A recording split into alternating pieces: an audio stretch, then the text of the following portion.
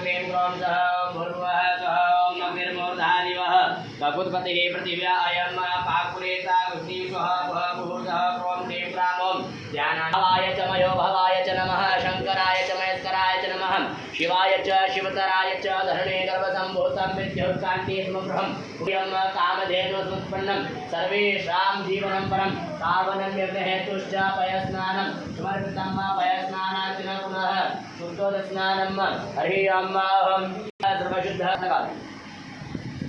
अपना नाम बोलो, गोत्र बोलो, ये लड्डू पर रख दो थाली के अंदर। नाम गोत्र हाथ लगा लो भैया, हाथ लगा लो उसका भैया। मंगला काली भद्रकाली कृपालिनी दुर्गा क्षमा शिवा धात्री स्वाहा सदा नमोस्तुते। अपनी थाली में से ये ऑरेंज कलर का, लाल कलर का, सफेद कलर का जो पाउडर है पांचों उंगली से लेना और भगवान शुक्रम यज्ञ पवित्रं बलमस्ति जय लोकवितान सकलपचारां गंधाक्षपाणिं माधुर्यं प्रार्थना श्लोकं नमस्करोमि। इस कलश को हाथ लगा लीजिए।